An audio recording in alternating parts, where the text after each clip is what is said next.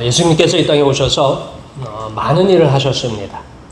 다시 제자들이 예수님을 따르면서 그때마다 예수님께서 하신 일을 일기처럼 기록했다면 얼마나 좋았을까 하는 생각을 해봅니다. 그렇다면 지금보다 더 많은 내용을 우리가 예수님에 대해서 알 수 있지 않았을까 싶습니다. 회의록을 만들어서 일정 기간마다 보관하고 보고했으면 아마 우리는 예수님에 대한 이야기를 많이 알고 있을 것입니다. 그날 예수님께서 십자가에 죽으시고 부활하신 후에도 예수님에 관한 내용들을 기록하지 않았습니다. 예수님께서 승천하시면서 제자들에게 그렇게 말씀하셔요. 내가 속히 오리라. 또 이 이야기를 또 제자들은 또 찰떡같이 믿었어요. 그래서 예수님이 올 때만을 기다리고 계시다가 제자들이 이제 하나 둘씩 세상을 떠나기 시작합니다.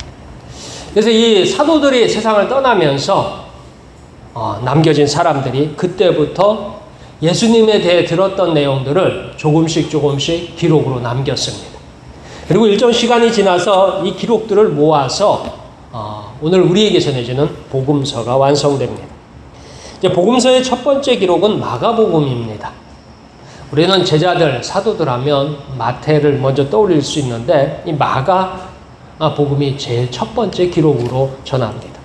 이제 마가복음은 성경에 나오는 제자들 중에 마가 요한이 있습니다. 사도 바울을 따라서 전도에 했던 이 마가 요한의 기록으로 우리가 아는 예수님이 마지막에 예루살렘에서 성만찬을 하고 이 성찬식을 했던 그 다락방, 이게 마가의 집이었습니다. 이 마가 요한의 집이에요.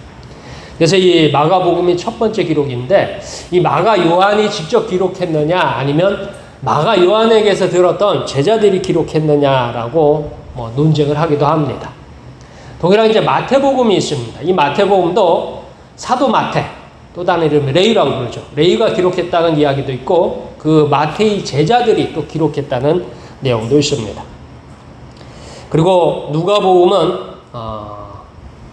다음으로 이 누가복음은 수리아 안디옥 사람 누가 이방인입니다. 그가 기록했습니다. 그는 의사이기도 한데 누가는 바울과 동역한 이방인으로 사도행전의 저자이기도 합니다. 마지막 요한복음은 사도 요한이 가장 늦은 시기에 밤모섬으로 유배된 후에 기록하였습니다. 성경학자들의 주장에 따르면 복음서는 마가복음, 마태복음, 누가복음, 요한복음 순으로 기록되었다고 합니다. 자, 누군가 예수님을 따르기 시작한 때부터 일기처럼 기록했다면 아마 우리는 찬송가 304장의 가사처럼 하늘을 두루마리 삼고 바다를 먹물 삼아도 다 기록할 수 없었을 것입니다. 오늘 우리가 읽는 마태복음 8장은 예수님께서 치료하시는 기적에 대해서 전하고 있습니다. 오늘 성경은 마태가 기억하는 몇 명의 인물에 대한 기록입니다. 물론 예수님께 치료받은 모든 사람은 아니에요. 그저 일부의 내용입니다. 지금까지 마태복음에서 예수님께서 병을 고쳐주신 순서로 따지자면 나병 환자가 있어요. 그 다음에 이방인 백부장의 하인이 나옵니다. 그리고 오늘은 베드로의 장모가 나옵니다. 이들의 공통점이 있습니다. 이들은 주변인들입니다. 그러니까 질병으로 버림받은 사람들이고 우리는 예수님의 치료를 통해서 예수님의 마음이 어디에 머무는지 확인합니다. 하나님의 마음이 어디로 향한지 확인할 수 있습니다. 우리 모두 이 하나님의 마음, 예수님의 마음 닮기를 축원합니다. 사람들의 관심사는 항상 중요한 사람을 찾아갑니다. 그래서 여러분들이 방송을 봐도 중요한 사람이 나오는 방송들을 봐요. 그러니까 평범한 사람이 나오는 방송은 보질 않아요. 그래서 이 중요한 사람, 어떤 사건이 발생했을 적에 가장 중요한 사람을 찾습니다. 특별히 이제 우리가 생각하는 중요한 사람은 어떤 사람이냐? 재산이 많은 사람. 그러니까 대기업의 회장 하면은 우리는 관심을 가져요. 저한테는 관심이 없어도 대기업 회장이 뭐 하라고 하면 사람들이 다 관심을 가져요. 그리고 지위가 높은 사람. 우리나라에서 가장 높은 지위를 가진 사람이 누구예요? 예, 대통령. 대통령이 한마디 하면은 관심을 가져요. 제가 여기서 아무리 큰 소리로 질러도 세상 사람들은 관심이 없어요. 왜냐하면 지위가 높은 사람에게 관심을 가집니다. 또 학력이 높은 사람, 똑똑한 사람들의 이야기에 사람들이 관심을 가져요. 하다못해 세상을 깜짝 놀라게 한 일을 한 사람, 그런 능력 있는 사람을 찾습니다. 만약 아무것도 아닌 사람은요, 어떻게 태어나고, 어떻게 살았고, 어떻게 죽는지에 관심이 없습니다. 그래서 세상의 많은 일들이 이 아무것도 아닌 사람들, 평범한 사람들한테는 그저 억울하고 그저 답답하고 그저 불쌍할 뿐입니다. 우리 다 함께 14절에서 15절까지 말씀 읽겠습니다. 14절부터 15절까지 말씀 우리 함께 읽겠습니다. 시작. 예수께서 베드로의 집에 들어가사 그의 장모가 열병으로 앓아 누운 것을 보시고 그의 손을 만지시니 열병이 떠나가고 여인이 일어나서 예수께 수종들더라. 아멘. 성경에서 하나님은 사랑이라 하신 이유가 여기에 있습니다. 세상에서 아무것도 아닌 사람이지만 하나님께는, 예수님께는 중요하게 생각한 사람입니다. 가장 대표적인 사람들이 예수님의 제자들입니다. 우리는 예수님의 12제자 하면 교회는 굉장히 중요하게 생각해요. 근데 세상 사람들은 골리앗과 다윗의 이야기는 하지만 예수님의 12제자의 이름은 잘 몰라요. 왜냐하면 그만큼 중요하지 않은 사람들이기 때문이에요. 이 예수님의 12제자에 대해서 당시 그 시대에 예루살렘 사람들의 평가가 나옵니다. 여러분들 복음서를 쭉 보다 보면 사도행전까지 가서 읽어보면 이 예수님의 제자들에 대해서 예루살렘 사람들이 뭐라고 하느냐, 학문이 없는 자라는 좀 고상한 표현을 합니다. 학문이 없다라는 말이 무슨 뜻이냐 했을 적에 쉽게 표현하자면 그런 겁니다. 글도 모르는 무식쟁이가 가장 정확한 표현일 것입니다. 그러니까 예수님의 제자들은 일단 그 시대 사람들이 볼 적에는 일단 무식한 사람들이에요. 교육을 받지 않은 사람들이에요. 그러니까 그 시절의 사람들을 볼 적에는 교육을 안 받았다는 건 능력이 없다는 소리예요. 그러니까 뭐 예수님의 제자들은 능력이 없고 무식하기 때문에 어떠한 일도 어떠한 것도 할 수 없다라고 사람들이 평가를 했어요. 아무것도 아닌 사람은 어디에서 죽어도 알아주는 사람이 없습니다. 억울한 재판을 받아도 힘써서 도와주는 사람이 없습니다. 그냥 모든 사람이 무시하고 지나칩니다. 신문에 한 줄 나오지 않고 방송에서 관심도 없습니다. 심지어 경찰도 무시하는 경우가 허다합니다. 그래서 오늘날 부모가 자녀들을 가르칠 적에 항상 하는 얘기가, 당부하는 얘기가 출세하라 하고 당부하지 않습니다. 그러니까 아무것도 아닌 사람, 그러니까 평범한 사람들은 세상에 있었는지 없었는지 관심도 없어요. 자, 오늘날이 이런데 과거 예수님 때는 이 아무것도 아닌 사람이 어떤 대우를 받았을까요? 우리는 예수님께서 질병을 치료하신 기적에 집중합니다. 성경에 보면 예수님의 기적이 마태복음, 마가복음, 누가복음, 요한복음에 거쳐서 계속해서 나와요. 우리는 그 기적들을 보면서 야, 신기하다라고도 할 수 있어요. 그러면 그 기적들을 보면서 예수님이 능력이 있었구나 할 수 있어요. 오늘날도 못 고치는 질병 예수님이 고치셨는데 하는 것이 우리의 관심사가 되었어요. 왜요?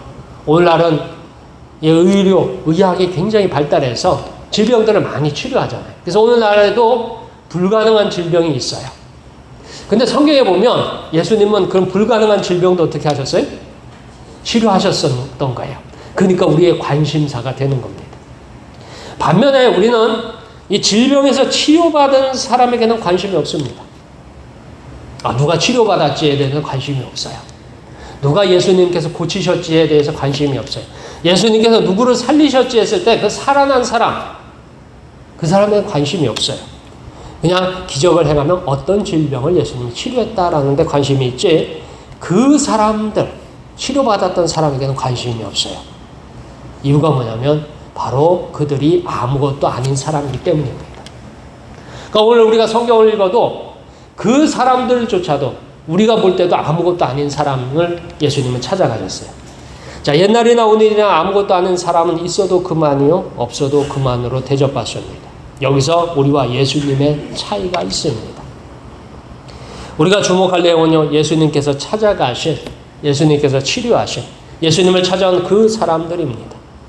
왜냐하면 예수님의 마음, 예수님의 손길, 예수님의 발걸음이 향한 곳입니다. 그곳에서 하나님의 기적, 그리고 하나님의 능력, 하나님의 구원을 볼 수 있습니다. 원래 하나님의 기적은요, 세계 곳곳에서 일어납니다. 특별히 오지의 선교사에서 많이 보고됩니다. 왜 하필 이 현대 한반도, 우리 한국에서 하나님의 기적이 막 일어나지 않고 왜 저기 밀림이나 저기 사막이나 저기 문명이 전파되지 않은 그 시골 골짜기, 이 지구상에 어딘지 모르는 그곳에서 기적이 일어나느냐 하는 것입니다. 이유는 간단합니다. 그곳에서 사는 사람이 정말로 아무것도 아닌 사람이기 때문입니다. 그곳에는요, 무시당하고 잊혀지고 고통받고 있다는 사실조차도 알려지지 않은 사람이 있습니다. 그러나 그곳에서 예수님의 복음은 선교사를 통해서 예수님의 사랑을 증명합니다. 예수님은 오늘날도 일하시는데 우리가 볼 적에 아무것도 아닌 사람, 우리가 볼 적에 평범한 사람, 있는지 없는지 모르는 그 사람들을 찾아가셔서 일하십니다. 그렇게 보면 우리 목포 서부교회도 하나님이 좀 일하실 만한 교회인 것 같아요. 왜요? 우리 목포 서부교회 유명한 사람이 없어요. 그렇다고 뭐 아주 뛰어난 사람이 있는 것도 아니에요. 높은 지위를 가진 사람이 있는 것도 아니에요. 어쩌 보면 우리가 그 아무것도 아닌 사람 중에 한 사람일 수 있습니다. 그래서 우리 목포 서부교회도 예수님의 마음을 닮아가기를 축원합니다. 자, 성경에서 예수님께 치료받은 사람은 큰 은혜를 입었습니다. 당시에 예수님은요, 의사도 치료하지 못하는 질병, 오늘날도 치료하지 못하는 질병을 치료하셨습니다. 그리고 이 치료받은 사람들은 예수님을 믿고 따르게 되었습니다. 예수님의 제자가 되었습니다. 우리 다 함께 16절부터 17절까지의 말씀을 읽겠습니다. 16절부터 17절까지 말씀. 우리 함께 읽겠습니다. 시작. 정을매 사람들이 귀신 들린 자를 많이 데리고 예수께 오거늘 예수께서 말씀으로 귀신들을 쫓아내시고 병든 자들을 다 고치시니 이는 선지자 이사야를 통하여 하신 말씀에 우리의 연약한 것을 친히 담당하시고 병을 짊어지셨다 함을 이루려 하심이더라. 아멘. 오늘 세상이 예수님을 못 믿는 이유, 믿지 못하는 이유는 예수님에 대한 확신이 없습니다. 사람들의 생각이 그렇게 하는 것 같아요. 예수님이 정말로 계시는지 또는 성경에 나오는 내용이 확인이 가능한지 그리고 성경에 기록된 내용이 오늘 나에게 효과가 있는지를 확인하지 못하기 때문입니다. 성경에는 예수님께서 질병을 치료하셨다고 나와요. 그럼 예수님이 이제 2000년 전에 성경에 보면 질병을 치료하셨어요. 그러면 오늘 우리의 질병은 어떻게 예수님이 치료할 수 있을까요? 없을까요? 예, 있어요. 근데 몽땅 다 치료하시는 건 아니고 특별한 경우에 치료하시는 경우가 있긴 해요. 근데 대부분의 모든 질병은 굳이 예수님이 아니어도 누가 치료해요? 예, 의사가 다 치료할 수 있어요. 그러니까 이 예수님의 치료라는 것은 사실은 이제 오늘날 사람들이 생각할 적에 뭐 있든 없든 별로 관심이 없어요. 근데 예수님 시대에는 관심이 있죠. 왜요? 이 당시에 의사가 치료할 수 있는 질병은 흔치 않았거든요. 그러니까 이 당시에는 병이 걸리면 어떻게 해요? 그냥 낫던지 아니면 죽던지 둘 중에 하나예요. 그렇기 때문에 이 당시에는 예수님이 그만큼 간절했어요. 근데 오늘날은 의사들이 웬만한 질병은 다 치료하잖아요. 그러니까 굳이 예수님이 간절할 이유가 있어요, 없어요? 간절할 이유가 없어요. 그런 식으로 사람들이 뭐냐면 이 예수님에 대한 존재, 예수님의 계시다라는 것에 대한 의심이 많습니다. 그 성경에 나오는 내용이 진짜 확실한지 아닌지 사람들이 의심하고 있어요. 그리고 성경에 기록된 내용이 나에게 효과가 있느냐라는 겁니다. 이것을 확인하지 못하기 때문에 예수님을 믿지 못합니다. 그래서 예수님의 능력을 확인하고 확신하며 증거를 가진 사람만 예수님을 믿고 의지합니다. 오늘 성경에서 예수님을 찾아온 사람이 있습니다. 우리는 성경 마태복음 11장 28절에 예수님이 이런 말씀을 하셔요. 수고하고 무거운 짐진 자들아 다 내게로 오라 내가 너희를 쉬게 하리라 라고 마태복음 11장 28절에 말씀하십니다. 그렇다면 오늘 성경 말씀은 이렇게 얘기할 수 있어요. 모든 병든 자들아 다 내게로 오라 내가 너희를 고쳐주리라 이렇게 말씀하실 수도 있습니다. 예수님은 모든 병을 고쳐주십니다. 이 고침을 받고자 하는 사람들은 점점 예수님께로 몰려갑니다. 그리고 우선 고침을 받은 사람들이 예수님을 하나님의 아들 그리스도로 인정하고 그리고 질병에서 치료받은 사람의 가족과 지인들이 예수님을 믿습니다. 또한 예수님의 고치심을 확인한 사람들이 예수님을 따르기 시작합니다. 이렇게 예수님은 가장 낮은 자들을 찾아가셔서 고쳐주시고 잃어버린 사람을 온전하게 하셨으며 버림받은 사람을 부르셔서 하나님의 백성으로 돌이키셨습니다.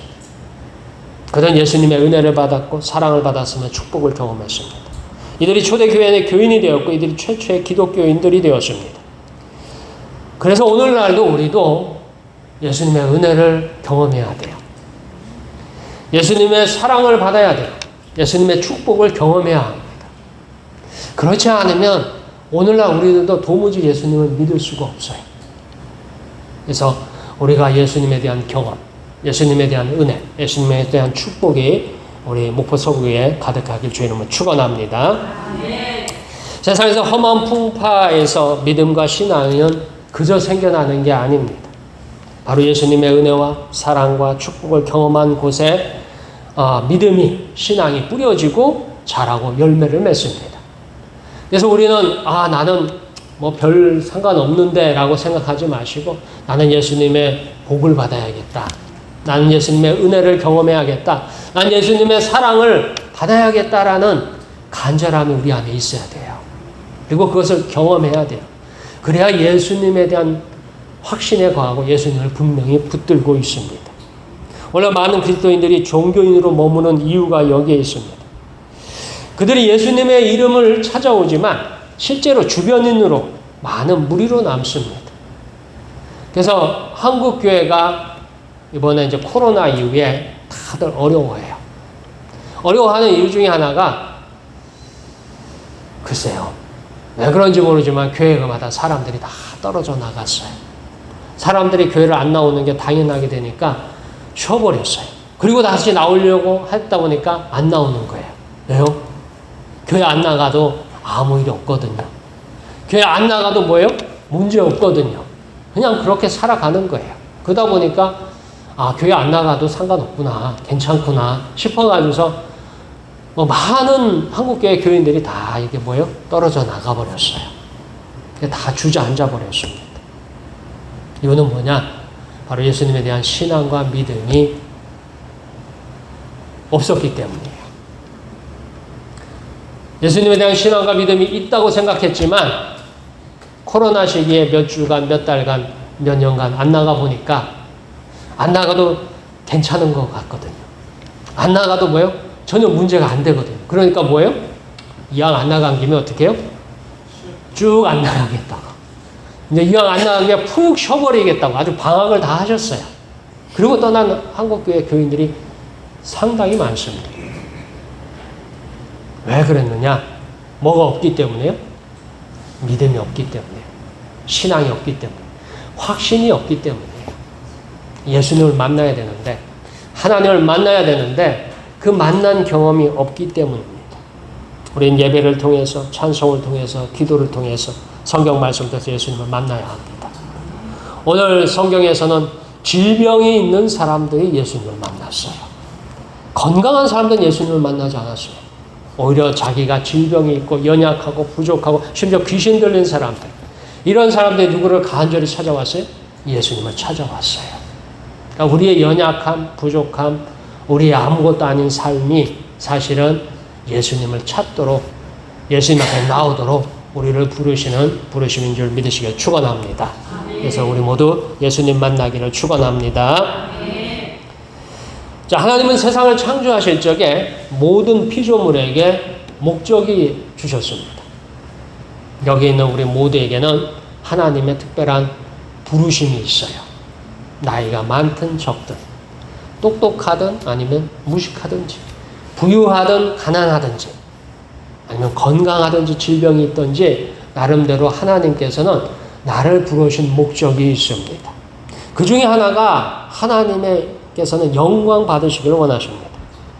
심지어 성도를 통해서요, 그리스도인들을 통해서, 교회를 통해서 영광 받기 원하십니다. 하나님께서 원하시는 영광은요, 우리가 생각하는 영광과 차이가 있습니다. 우리 다 함께 16절부터 17절까지 말씀 다시 한번 읽겠습니다. 16절부터 17절까지 말씀 다시 읽겠습니다. 시작. 저물매 사람들이 귀신 들린 자를 많이 데리고 예수께 오거늘 예수께서 말씀으로 귀신들을 쫓아내시고 병든 자들을 다 고치시니 이는 선지자 이사야를 통하여 하신 말씀에 우리의 연약한 것을 친히 담당하시고 병을 짊어지셨도다 함을 이루려 하심이더라. 아멘. 자, 하나님께서 창조하신 피조물, 사람과 동식물과 자연은요, 하나님의 영광을 드러냅니다. 그 중에 조금 특별한 것이 사람입니다. 사람은요, 하나님을 모르는 악인도 있고, 하나님을 아는 의인도 있습니다. 그럼에도 악인은 악한 대로 하나님을 위해서 살고요, 의인은 의인대로 하나님의 영광을 위해서 삽니다. 여러분들 예수 안 믿으면 하나님과 상관없다고 생각하시는데 그렇지 않아요. 예수 안 믿는 사람도요, 하나님을 위해서 삽니다. 그럼 어떻게 하나님을 위해서 사느냐? 아니, 예수님하고 전혀 상관없고 하나님과 상관없이 사는데 어째서 하나님을 위해서 사느냐?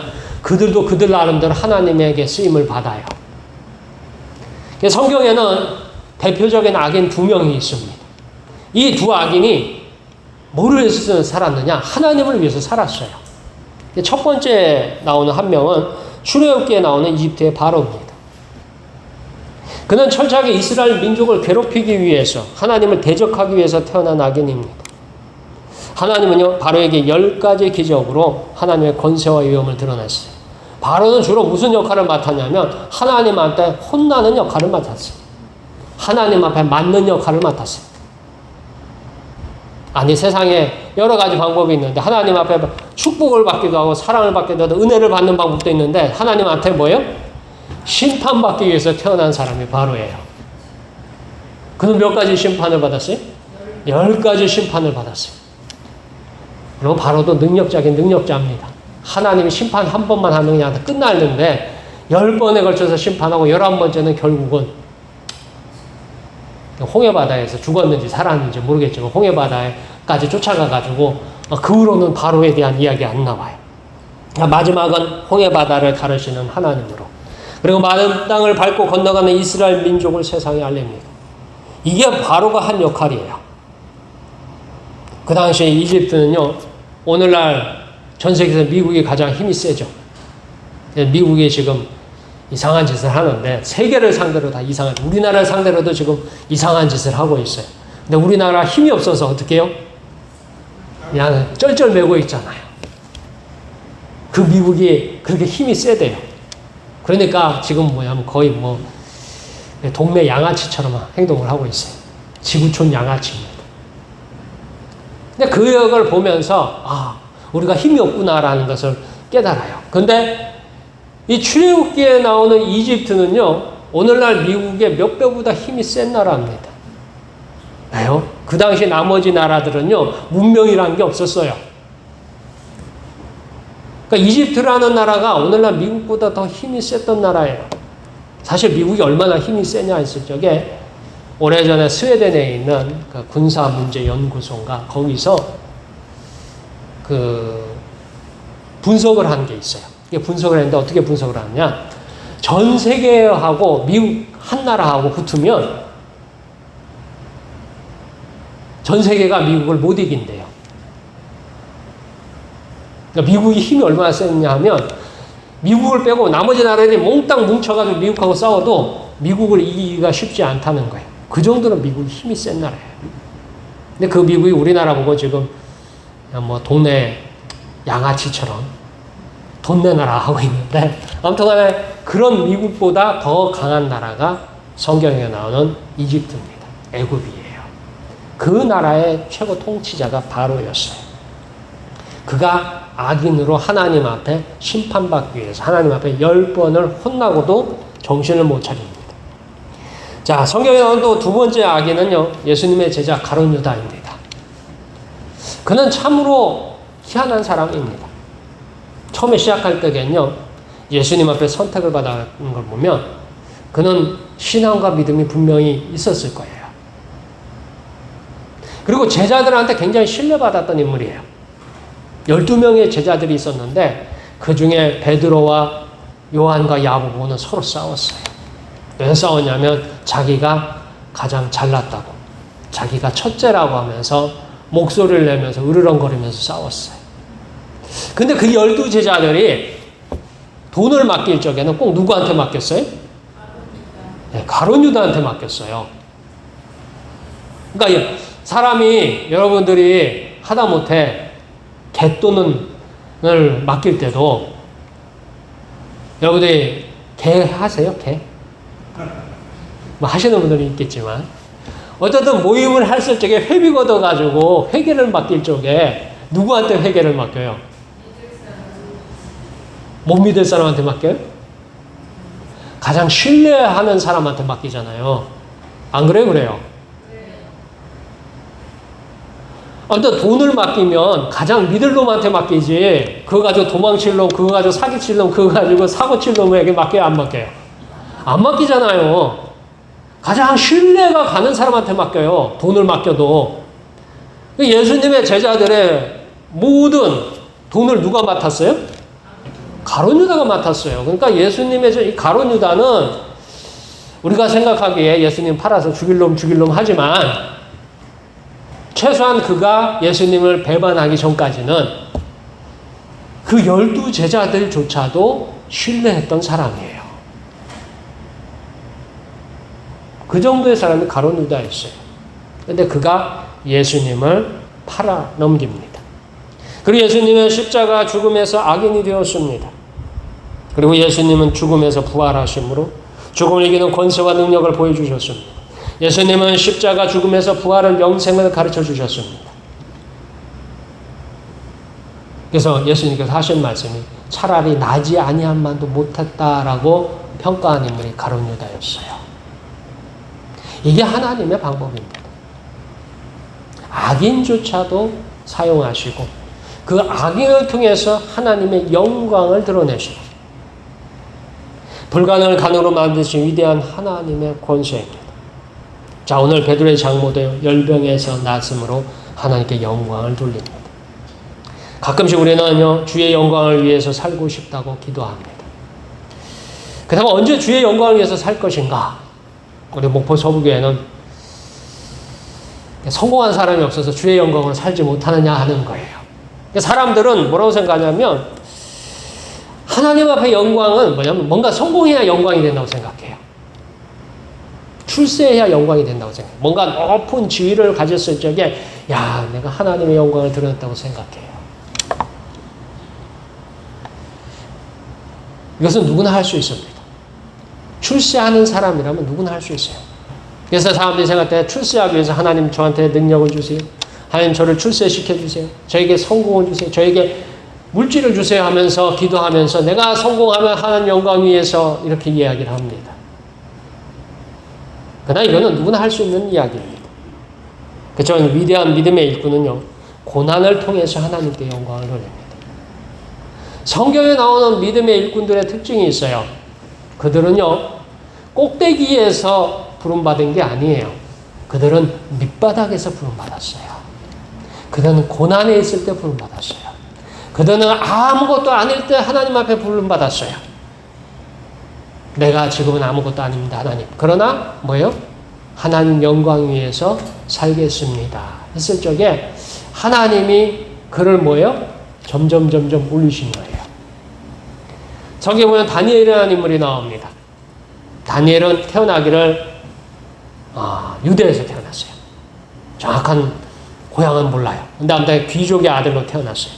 그러니까 뭐 예루살렘이나 유대 왕국에서 부유한 집안 또는 똑똑한 집안의 아들로 태어났죠. 근데 그가 어렸을 적에 아주 아기였을 적에 자기의 나라가 망합니다. 자기 집안이 다 망해요. 그래서 어떻게 됐느냐? 바벨론에 다 포로로 끌려갔어요. 종으로 끌려갔어요. 노예로 끌려갔어요. 거기에 바벨론에 이 다니엘도 같이 끌려갑니다. 그런데 그가 뭐예요?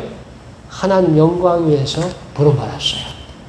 다니엘이 어렸을 적에 바벨론 왕궁에 들어가서 교육을 받을 적에 하는 말이 있어요. 그게 뭐냐면 나에게 채식을 주시고 물과 채식을 주시옵소서. 왜요? 하나님께서 뭐예요? 함께 하시면. 그래서 다니엘과 그의 친구들이 그 바벨론의 수많은 영재들 중에 천재들 중에 최고의 일꾼으로 선택받습니다. 왜요? 그가 종으로 끌려왔고요. 노예로 끌려왔고요. 가장 비천한 신분으로 끌려왔을지라도 뭐예요? 하나님 앞에 부름받아서 하나님 앞에 믿음으로 섰던 인물이 다니엘입니다. 요한복음 9장을 보면요, 참으로 하나님의 영광이 무엇인지 생각하게 합니다. 우리 다 함께 요한복음 9장 1절에서 3절까지 말씀 찾아서 읽겠습니다. 신약성경 161쪽입니다.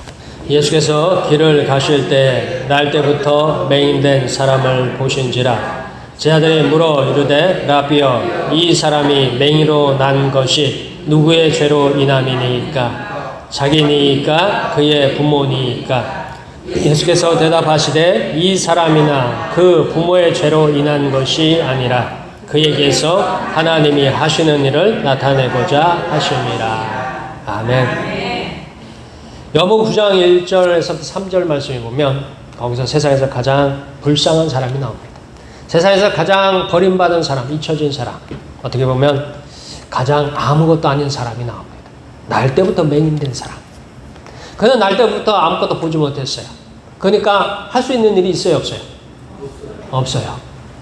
그는 교육을 받을 수도 없고 그는 무엇인가를 구별해낼 수도 없고 자기 누군가의 도움 없이는 길을 갈 수도 없는 자기가 먹고 마시고 사는 그 모든 문제를 스스로 해결할 수 없는 사람이었어요. 그가 맹인으로 난 이유가 무엇이냐 물어요. 이스라엘 사람들의 특징이 뭐냐면 모든 결과는 죄가 원인이다라고 했어요. 그러니까 본인이 죄가 있든지 아니면 그 부모가 죄가 있든지. 그러니까 그는 태어날 때부터 눈에 보이지 않는 이 장애를 안고서 어떻게 보면 남들보다 더 낮은 자리, 남들보다 더 비참한 출발을 했는데 그것조차도 뭐예요? 남들한테는 더 버림받은, 그러니까 죄인이다라는 취급을 받습니다. 그는 육체적인 연약함뿐이 아니라 사회적인 심판도 함께 짊어지는 사람이었어요. 그래서 제자들이 물어봐요. 왜냐하면 그 당시 유대인의 생각은 간단해요. 저게 본인이 죄냐 아니면 뭐예요? 부모의 죄냐. 이 이야기는 뭐냐면 사람들의 희롱거리인 거예요. 이 이야기를 듣는 본인은 얼마나 열받겠어요. 얼마나 분통 터지겠어요. 자기가 맹인으로 태어나고 싶어서 태어난 사람 있어요? 아니잖아요. 태어나고 보니까 눈이 안 보이는 거예요. 그 아이를 낳은 부모 입장에서는 얼마나 마음이 아프겠어요. 그러나 주변 사람들은 그가 마음이 아프고 그가 괴로워 그가 힘들어하는 것에 대해서 조금의 동정심도 없어요. 단지 뭐요? 그냥 말장난을 하는 거예요.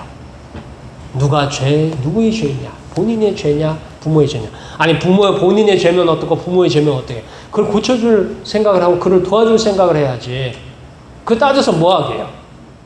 따진다고 이 맹인으로 태어난 사람한테 뭐 떡이 하나 생겨요? 아니면 그의 삶에 뭐 문제가 해결돼요? 그러니까 이건 한마디로 말해서 소위 말해서 눈이 보이는 사람들의 유익거리, 장난거리일 뿐이다라는 겁니다. 예수님께서 대답하시죠. 뭐라고요? 뭘 나타내고자 함이라고요? 하나님이 하시는 일을 나타내고자 함이라. 당장 고난과 어려움에서 우리는 하나님의 영광 위에서 준비되었음을 고백하십시오. 우리가 아무것도 아닐 적에요. 우리가 아무것도 아닌 이유로 태어난 이유가 부모에게 물려받은 것이 없어서인가요? 부모가 나를 가르쳐주지 않아서인가요? 우리 집안이 훌륭하지 못해서인가요? 우리 삶에 문제가 있어서인가요? 아니에요. 왜요? 우리가 아무것도 아닌 이유 중에 하나는 하나님께서 하시는 일을 나타내고자 하는 줄 믿으시길 축원합니다. 우리가 목포 소교회에서 있을지라도 세상 사람들은 아무것도 아닐지 모르지만 하나님께는 구원받은 당신의 귀한 자녀들입니다. 그리고 하나님은 우리를 통해서 하시고자 하는 일이 분명히 있습니다. 그래서 우리는 하나님께서 우리를 향한 그 목적이 무엇이냐를 발견할 필요가 있어요. 오늘 성경에 나오는 14절에서 17절 안에 말씀에 보면 병든 자도 하나님이 쓰시고자 불러서 고쳐서 하나님의 백성이 되고 하나님의 제자가 되고 또한 우리 주님의 교회의 교인들로 만드셨어요. 우리의 삶에 우리 예수님은 질병을 치료하고 죽은 자를 잘 살리고 그리고 천국의 복음을 전하지만 아무튼 그 예수님조차도 이 땅에서 받은 보상은 십자가였습니다. 예수님은 하나님 말씀을 완성하기 위해서 오셨지만 그가 받은 일은 십자가였어요. 사람들이 예수님 앞에 대접한 건 십자가였어요. 그러나 하나님은 그 십자가를 통해서 부활과 영생을 알리셨습니다. 우리의 삶의 목적과요, 우리 하나님께서 하시는 일에는 차이가 있습니다. 우리가 교회를 다니는 이유, 하나님을 믿는 이유는 때로는 상당히 이기적일 때가 많습니다. 제가 20대 청년 때 군대를 다녀오고 나서 복학하고서 이제 대학을 한참 다닐 적에 이런 기도를 했습니다. 예, 그때 기도 내용을 우연찮게 제가 예전에 일기장을 보면서 거기 보니까 그렇게 돼 있더라고요. 예, 평생을 신앙 안에서 살면서 성경을 80번 읽기로 다짐을 했어요. 몇 번요?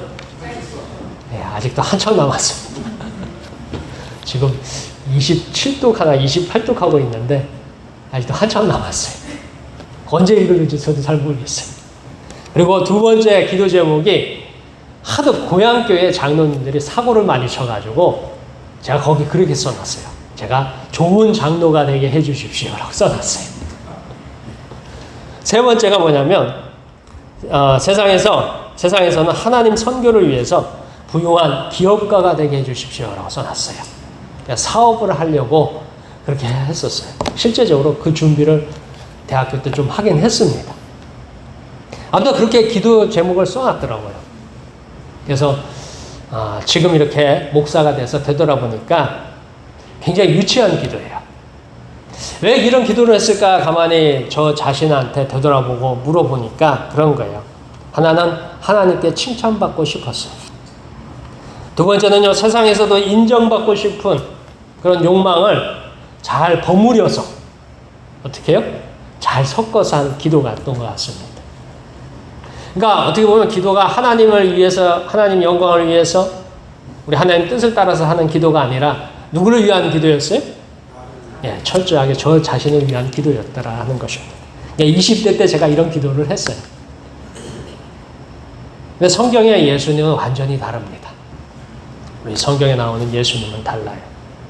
예수님은 처음부터 끝까지 하나님 아버지 뜻을 이루소서 하십니다. 그래서 예수님은 마지막 순간에도 내 뜻대로 마시고 아버지의 뜻대로 하옵소서라고 기도하셨습니다. 그래서 하나님은 예수님을 통해서 하나님 영광을 드러내셨어요. 오늘 우리도 동일합니다. 우리가 아무것도 아닌 사람은 세상을 살지만 우리가 하나님의 자녀가 되었고 천국의 백성이 되었어요. 사실 우리는 아무것도 아닌 사람의 특별한 사람들이에요. 다만 세상 사람들이 눈이 조금 맛이 가서 우리를 알아보지 못하는 것뿐이에요. 자, 그러면 우리가 하나님의 자녀고 하나님의 특별한 사람이라는 것을 드러내는 방법이 뭐냐? 여러분들이 누구의 뜻을 이룰 때요? 하나님의 뜻을 완성해 갈 적에, 여러분들이 하나님의 뜻을 이루어갈 적에 하나님께서 우리를 통해서 영광 받으신 줄 믿으시길 축원합니다. 그 사람 아무것도 아니었던 것 같은데 교회 다닌대. 그런데 그 사람 잘 됐어. 이 얘기를 하나님이 원하시는 겁니다. 그래서 여러분들이 기도하시고 하나님 만나셔야 돼요. 여러분의 삶에서 하나님이 어떻게 도와주시고 어떤 일을 하시는지 여러분들만 알고 계실 게 아니라 여러분 아는 사람들에게 자꾸 전하세요.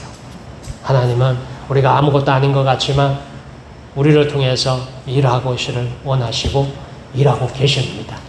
그래서 여러분들이 하나님 앞에 기도응답 받고 그 기도응답 받은 것을 일단은 자녀들한테 가르치시고 여러분 아는 모든 사람들한테 자꾸 얘기하세요.